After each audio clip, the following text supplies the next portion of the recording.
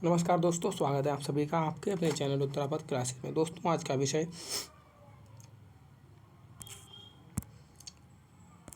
विषय हम लोगों का रहेगा बिहार शिक्षक भर्ती हेतु सामान्य ज्ञान जीके। और ये सेकंड पार्ट रहेगा। पहला पार्ट कल हो चुका है और सेकंड पार्ट के बारे में चर्चा करेंगे। तो चलिए दोस्तों, बात करते हैं।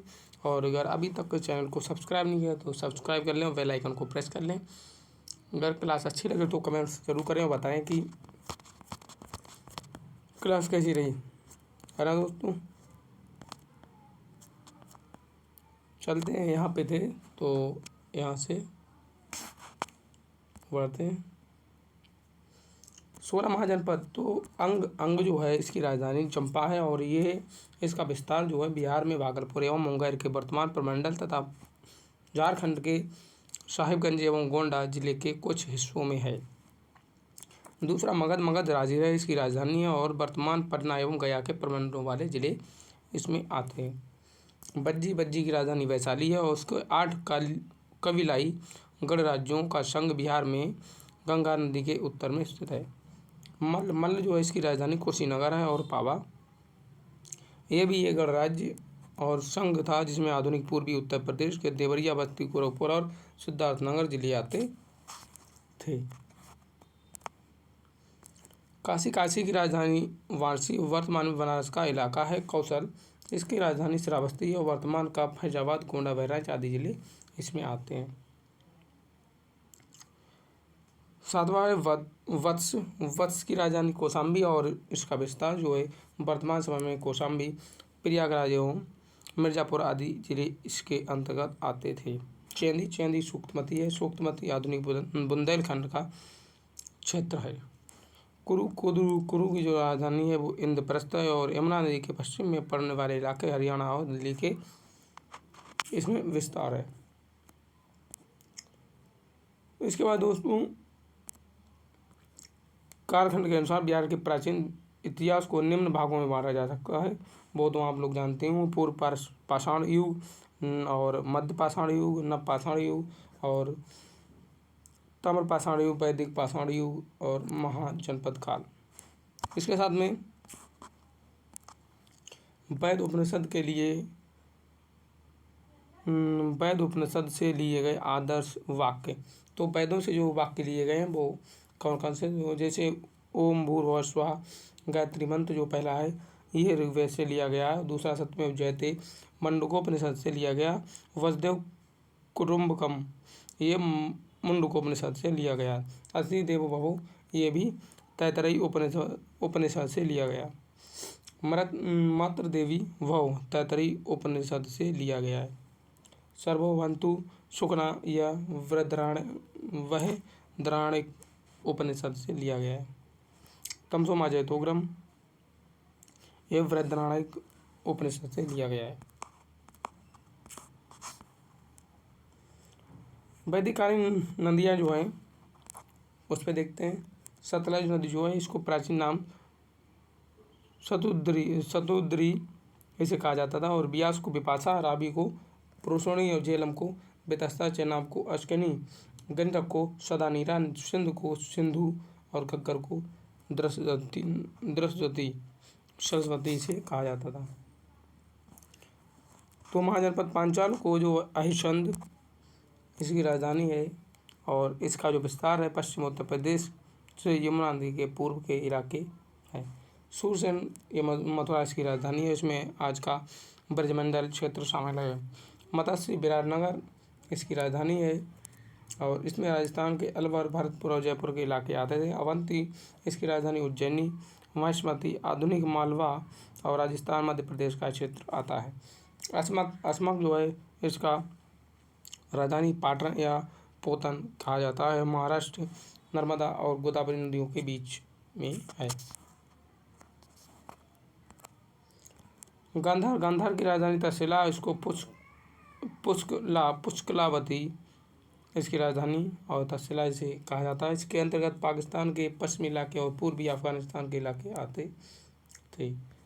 16 इसे काम्बोज की राजधानी राजपुर या हाटक है और इसकी पहचान पाकिस्तान के हजारा जिले के तौर पर की गई है।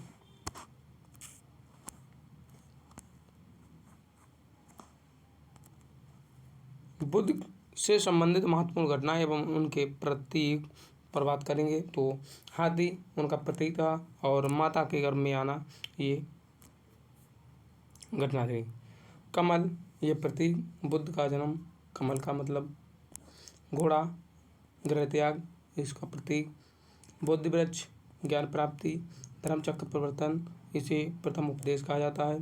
भूमि स्पर्श इंद्रियों का विजय, एक करवट सोना इसे महापरिनिर्वाण कहा जाता है।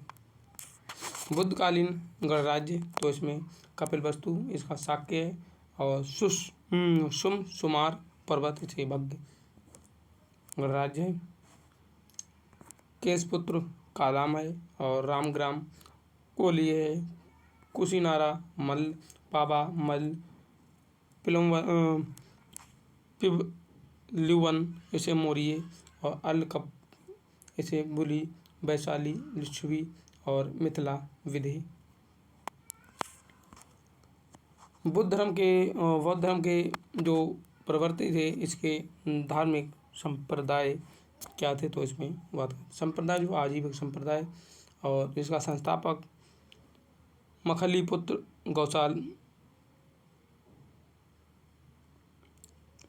घोर अक्रियावादी इसको पूरन कश्यप संस्थापक थे और उच्छेदवादी इसे अजित केश कम्बलिन इसके संस्थापक थे और संदेहवादी संजय वेठपुत्र,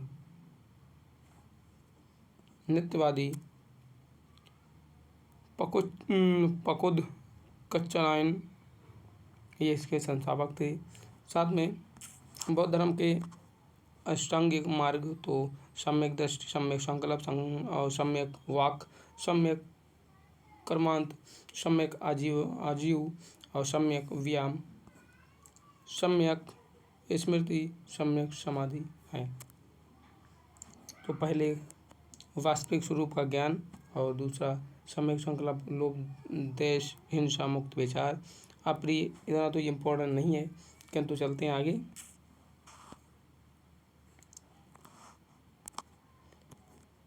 प्राचीन बिहार में धर्म सुधार आंदोलन तो ईसा पूर्व 6वीं शताब्दी के आसपास नए चिंतन धाराओं ने जन्म लिया और जिसे इतिहास में धार्मिक सुधार आंदोलन के नाम से जाना जाता है। उत्तर वैदिक काल कर्मकांडियों, जटिलताओं और जातीय विषमताओं के साथ साथ अनेक सामाजिक बुराइयों से भी ग्रसित हो चुका था जिससे लोग त्रस्त थे। बौद्ध और जैन धर्म में जब शांति और सामाजिक समरसता का प्रचार किया तो लोगों ने खुले दिल से स्वागत किया।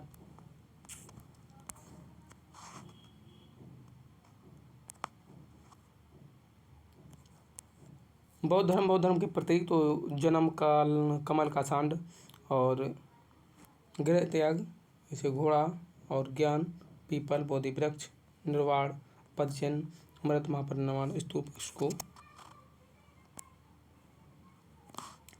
संगीत ये इम्पोर्टेंट है। बौद्ध संगीत प्रथम तो स्थान से का था जो राजगृह था और सप्तपर्णी गुफा में और इसका समय जो है 483 ईसा पूर्व।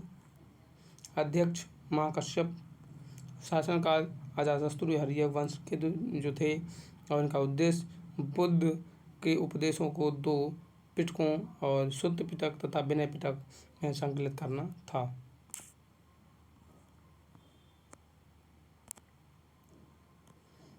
द्वितीय जो थी इसका स्थान जो था वैशाली उस समय 383 ईसा पूर्व। अध्यक्ष सर्वकामी इसे सर्वकामी कहा जाता है। शासनकाल जो था कालाशोक से सुनांग वंश था। उद्देश्य बौद्ध धर्म का स्थविर एवं महासांघिक 2 भागों में विभाजन करना था।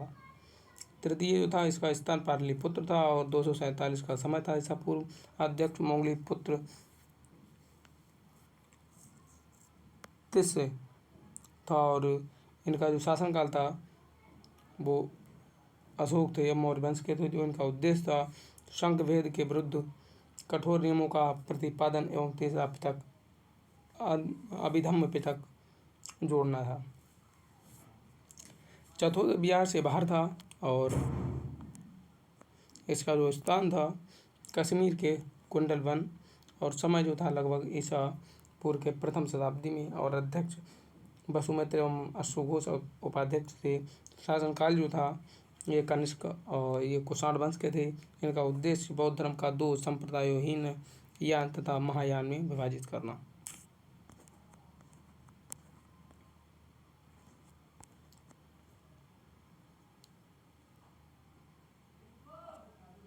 पंच महाव्रत और अणुव्रत ये क्या है तो अहिंसा, जीवों की हत्या करना ये तो, और दूसरा सत्य यानी सदा सत्य बोलना, अपरिग्रह या संपत्ति का संग्रह ना करना, और अस्तेय चोरी ना करना, ब्रह्मचर्य, इंद्रियों पर नियंत्रण।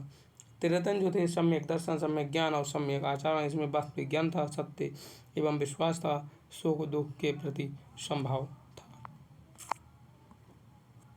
बौद्ध धर्म और जैन धर्म में समानता क्या थी तो उसमें देखते हैं अहिंसा और शांति दोनों ही धर्मों का मूल था। दोनों का उदय यज्ञ, कर्मकांड और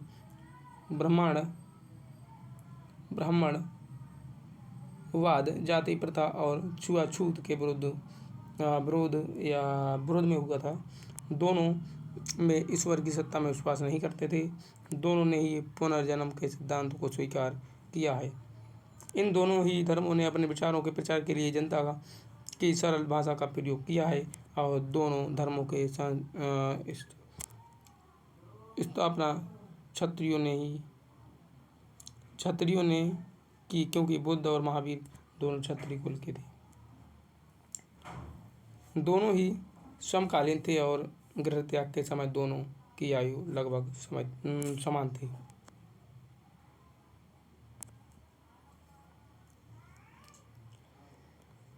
जैन धर्म तो जैन धर्म के जो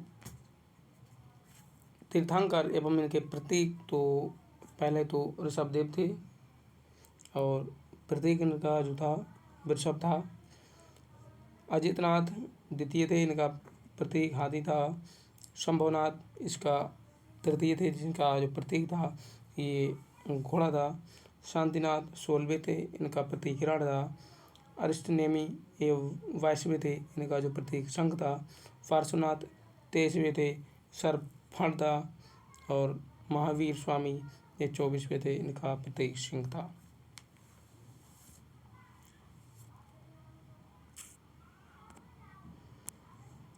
बौद्ध धर्म तथा जैन धर्म में असमानताएं क्या थी वो भी देख लेते हैं।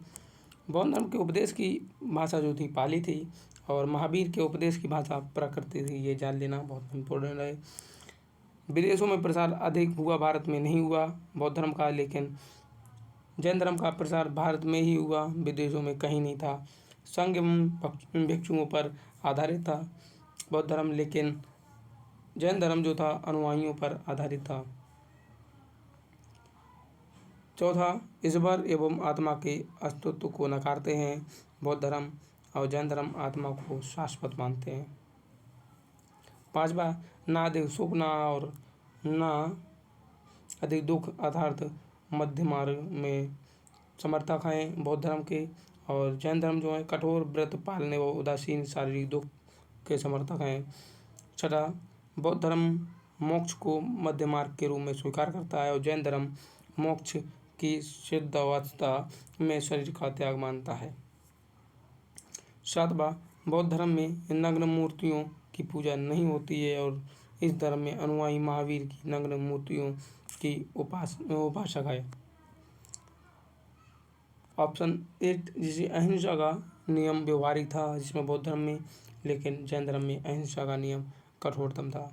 अष्टांगिक मार्ग से गृहस्थ भी निर्वाण प्राप्त कर सकते हैं। जैन धर्म के अनुसार गृहस्थ के लिए निर्वाण प्राप्त करना असंभव है।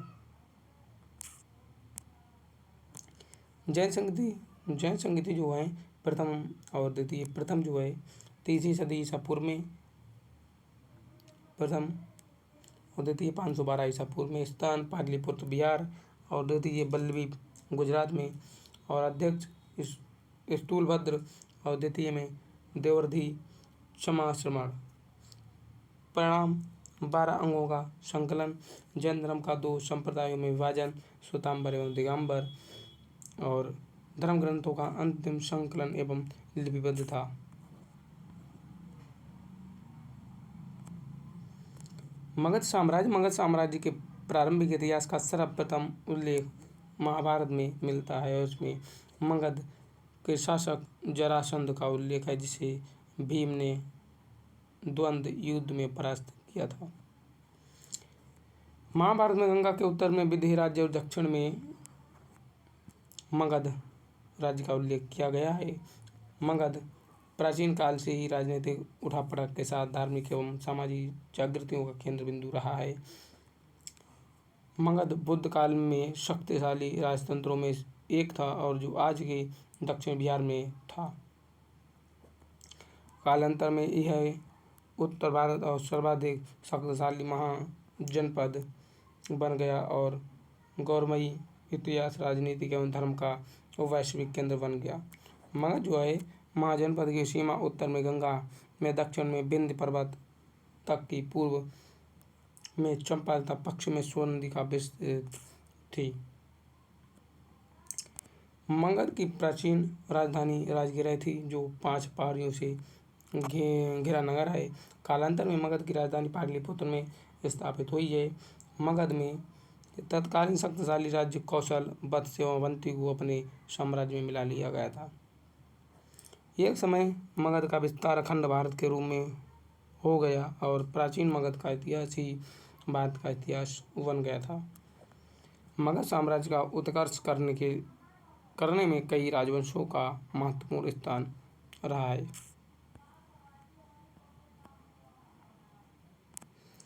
बिंदुसार को प्राप्ति उपाधि तो यूनानी लेखों में अमित्रोचेटस ये उपाधि है।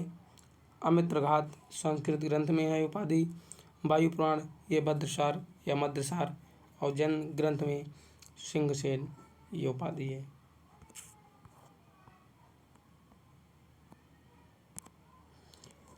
प्रमुख शासक एवं राजवंश तो राजवंश जो है हर्यक वंश, और इसके जो शासक हैं बिंबिसार, अजातशत्रु, उदयभद्र और अनिरुद्ध, मुंड, मंदक, नागदशक इत्यादि हैं। शिशुनाग वंश में ये शिशुनाग, कालाशोक, नंदीवर्धन ये शासक हैं। नंद वंश के महापद्मनंद, पांडुगति, भूतपाल, राष्ट्रपाल, गोविनाशक, दसिंधक और कैवर्त, वाघनानंद। मौर्य काल में बिहार 223 ईसा पूर्व से 185 ईसा पूर्व मैगानस्थीज की इंडिको में वर्णित जातियां तो ब्राह्मण तथा दार्शनिक, कृषक वर्ग और ग्वाले तथा आखेटक, व्यापारी तथा श्रमजीवी, कारीगर एवं शिल्पी, योद्धा तथा सैनिक, निरीक्षक तथा गुप्तचर और मंत्री एवं परामर्शदाता, सभासद।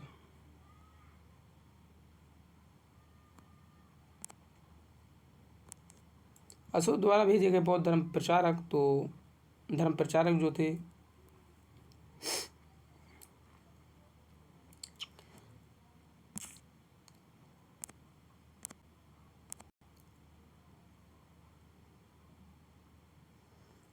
मौर्य प्रशासन के घटक और इकाई, केंद्र में राजा था और प्रांत में कुमार युवराज था। मंडल में प्रादेशिक था और आहार में विषय जैसे विषयपति का था। स्थानीय में 800 ग्रामों का समूह था। द्रोणमुख 400 ग्रामों का समूह और खर्बटिक इसे 200 ग्रामों का समूह था। चंग्रहण इसे 20 ग्रामों का समूह था और ग्रामीणी कहा जाता था।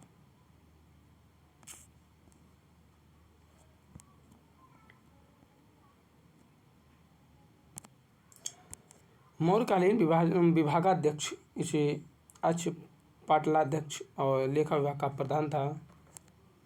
शीताध्यक्ष इसे गृह कृषि का प्रधान था। आकराध्यक्ष खनिज विभाग का प्रधान था। लक्षणाध्यक्ष टकसाल का अध्यक्ष था। लक्षणा अध्यक्ष इसे नमक से संबंधित विभाग था और विविधता अध्यक्ष इसे चारागाह का अध्यक्ष। दोस्तों ये अपने आप पढ़ लेना, आपको PDF भेज दी जाएगी।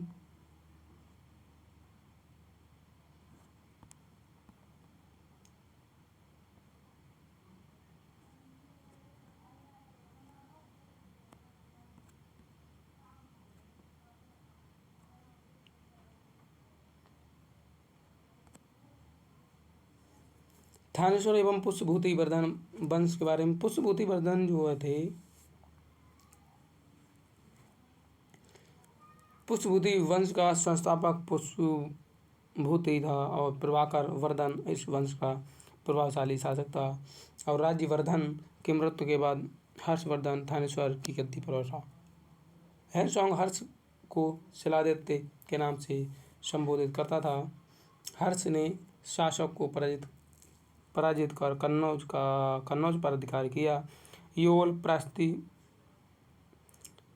के अनुसार हर्ष एवं पुलकेशन द्वितीय के बीच नर्मदा नदी के तट पर युद्ध हुआ। हर्ष के पूर्वज शिव एवं सूर्य के उपासक थे, परंतु हैनसोंग से मिलने के बाद हर्ष बौद्ध धर्म की महायान शाखा को राजाश्रय दिया था।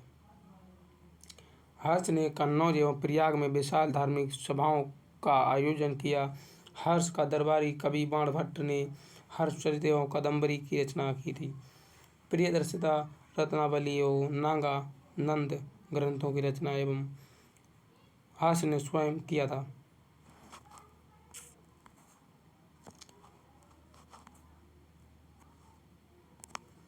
हैनसोंग का भारत वर्णन। चीन यात्री हैनसोंग इस मार्ग से हर्षवर्धन के शासनकाल में भारत आया था। वह नालंदा के बौद्ध विश्वविद्यालय में पढ़ने और भारत से बौद्ध ग्रंथ और संग्रह करने के उद्देश्य से भारत आया था। हैनसोंग ने अपना ग्रंथ सियुकी के नाम से लिखा था। हैनसोंग को यात्रियों का राजकुमार कहा जाता है। बंगाल का पाल वंश। तो हर्षवर्धन के साम्राज्य में विघटन के पश्चात 8वीं शताब्दी के मध्य में पूर्वी भारत में पाल वंश का उदय हुआ और जिसका संस्थापक गोपाल था। गोपाल के बाद उसका पुत्र धर्मपाल सिंहासन पर बैठा। उसने कन्नौज पर आक्रमण किया, चक्रा युद्ध को कन्नौज का शासक नियुक्त किया और उत्तरापथ स्वाभिमन की उपाधि धारण की। धर्मपाल जो था बौद्ध धर्म की अनुयायी था। इसने भागलपुर में विक्रमशिला विश्वविद्यालय तथा सोमपुर महाविहार की स्थापना की। तो विक्रमशिला किसने बनाया? धर्मपाल ने। धर्मपाल के बाद देवपाल आया। देवपाल गद्दी बैठा। इसके शासनकाल में अरब यात्री सुलेमान भारत आया था। जावा के शासक बालपुत्र देव के आग्रह पर देवपाल ने नालंदा में बिहार हेतु 5 गांव अनुदान में दिया था। महिपाल के शासनकाल में चोल शासक राजेंद्र चोल ने बंगाल पर आक्रमण किया और पराजित किया। महिपाल को पाल वंश का द्वितीय संस्थापक कहा जाता है। बौद्ध विद्वान जो था शांतरक्षित एवं अतीश दीपांकर पाल वंश के शासनकाल में ही तिब्बत गए थे। बंगाल का सेन वंश के बारे में बात करते हैं। सेन वंश जो था, सेन राजवंश की स्थापना सामंत सेन ने राण नामक स्थान पर की थी। सामंत सेन का उत्तराधिकारी विजय सेन था और श्रीहर्ष नामक कवि ने उसकी प्रशंसा में विजय प्रस्ति काव्य की रचना की थी। बल्लाल सेन विजय सेन का उत्तराधिकारी था और बल्लाल सेन को बंगाल में जाति प्रथा तथा कुलीन प्रथा को संगठित करने का श्रेय प्राप्त है। बल्लाल सेन ने दान सागर ग्रंथ की रचना किया था और अद्भुत सागर की रचना को प्रारंभ किया था, किंतु उसे पूर्ण नहीं कर पाया।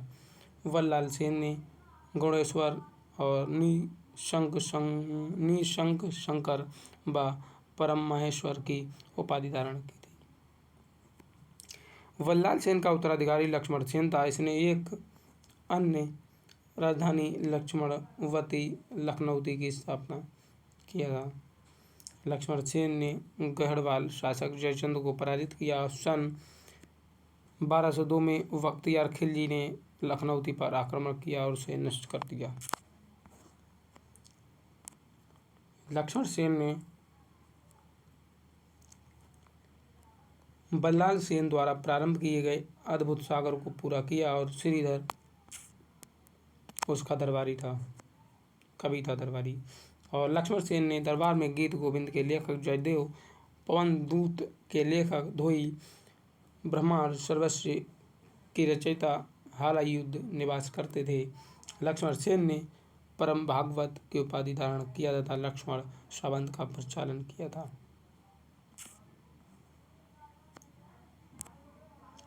स्थान कन्नौज और सावंत का प्रचलन किया और राजवंश मौखरी प्रमुख शासक हरिवर्मा और ईशान वर्मा, शर्व वर्मा, इन्होंने हूणों को पराजित किया था।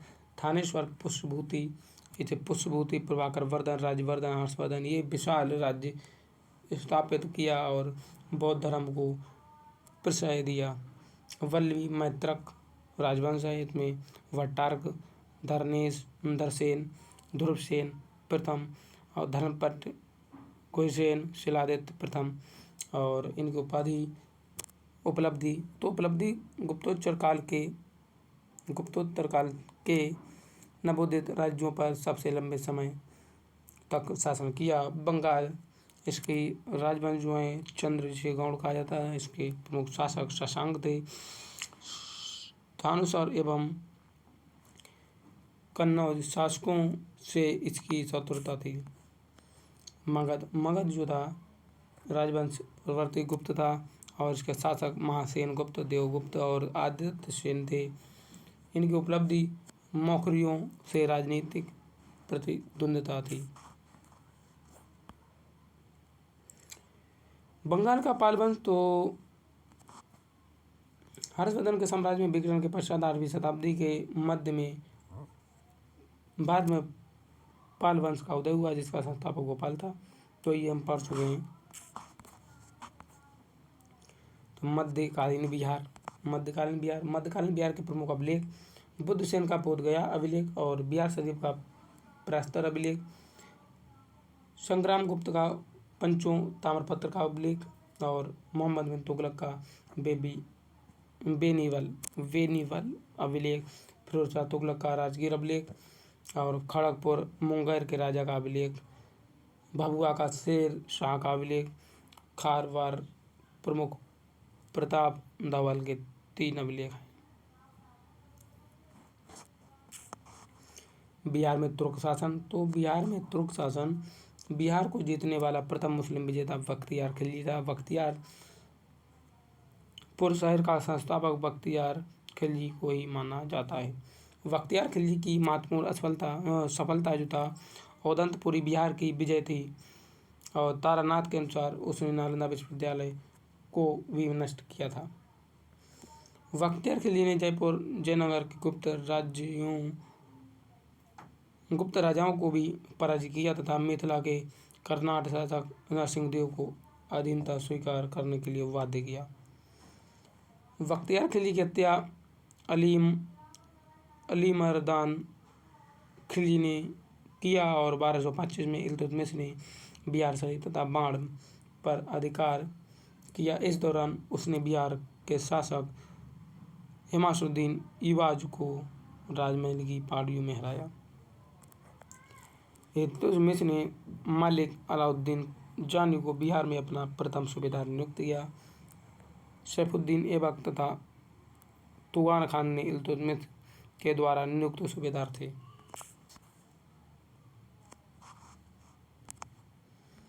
सन 1279 में बंगाल में तुगरिल खान ने विद्रोह किया और जिसका दमन बलबन ने किया।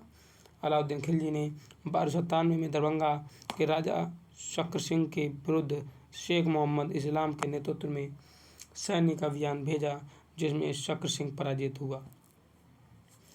गयासुद्दीन तुगलक ने 1324 में बंगाल अभियान से वापसी के दौरान का कर्नाट वंश के अंतिम शासक हरि सिंह देव को हराया। मोहम्मद बिन तुगलक के समय बिहार का सूबेदार मजदुल मुल्क था। मोहम्मद बिन तुगलक के समय तिरहुत को तुगलकपुर नाम दिया गया और यहाँ से मोहम्मद तुगलक का एक सिक्का प्राप्त हुआ। 1394 में नसीरुद्दीन महमूद द्वारा ख्वाजा जहाँ को बिहार का सूबेदार नियुक्त किया गया था।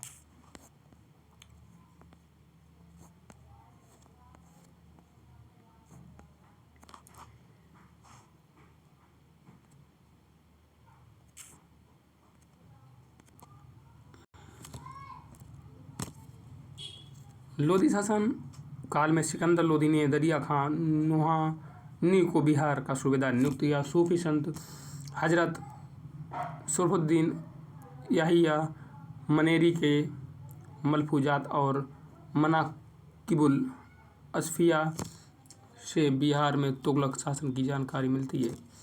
बिहार शरीफ में पहाड़ी पर स्थित मलिक वया का मकबरा और तुगलक कालीन स्थापत्य का एक सुंदर नमूना है, जिसका आकर्षण इसका गुंबद है।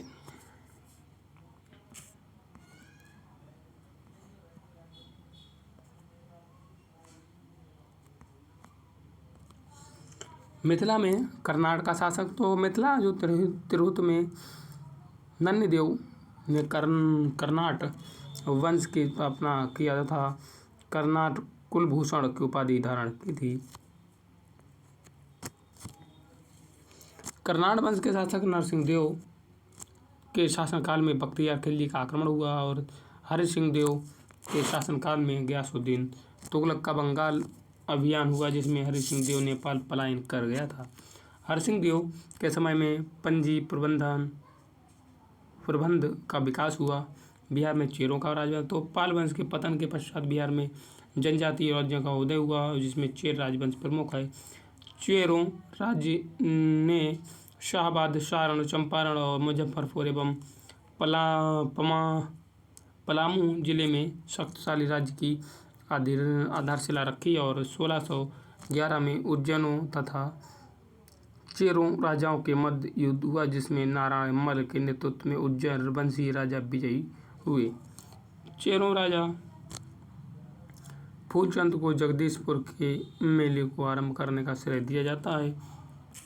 मोदिनी राय पलामू क्षेत्र में चेरों का प्रमुख राज्य था। 1660 में चेरों राज्य को मुगल साम्राज्य मिला लिया गया था।